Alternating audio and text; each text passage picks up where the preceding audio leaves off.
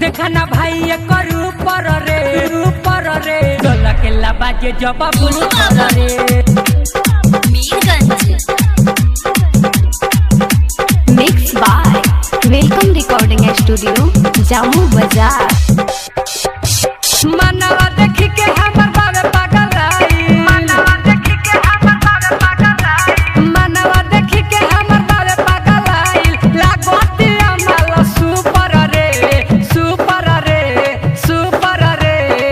देखना भाई ये करू पर रे, देखना भाई ये करू पर रे डोला के ला बाजे जब फर रे। देखना भाई ये करू पर रे डोला के ला बाजे जब फर रे। देखना भाई ये करू पर रे डोला के ला बाजे जब फर रे।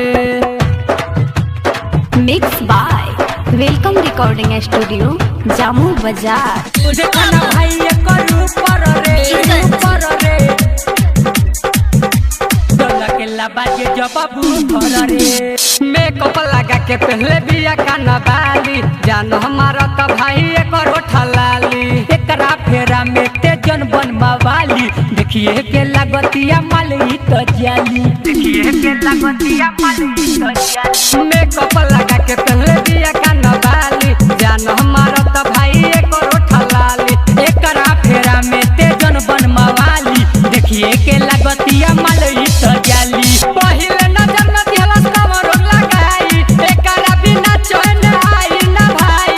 पहिले नजर में दिहलस कमर लगाई, एकरा बिना चैन आई ना भाई। एकरे पर दिलवा लूटल रे देखना भाई ये करू पर रे डोला के ला बाजे जब फर रे। देखना भाई ये करू पर रे डोला के ला बाजे जब फर रे। देखना भाई ये करू पर रे डोला के ला बाजे जब फर रे। Mix by welcome recording studio Jamu बाजार।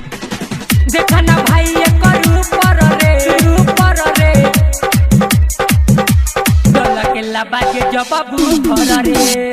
राइटर विनोद के लिहलस फसाई, सुना रे भाई हमके इहे माल चाही। एकरा चक्कर में तेजन पर रे भाई, एकरो ले नीमन संदीप वाली आई, एकरो ले नीमन संदीप वाली आई। राइटर विनोद के लिहलस फसाई, सुना रे भाई हमके इहे माल चाही। एकरा चक्कर में तेजन पर रे भाई, एकरो ले नीमन संदीप वाली आई। अरे सुनो अजित प्रेमी करा कमनो उपाय, कुशरत के माटी गइल बा माराई। सुनो अजित प्रेमी करा कमनो उपाय, कुशरत के माटी गइल बा माराई। जिनिया शर्मा न दिल झूठल रे देखो विजय ये करू पर रे डोला के ला बाजे जब फर रे। देखो विजय ये करू पर रे डोला के ला बाजे जब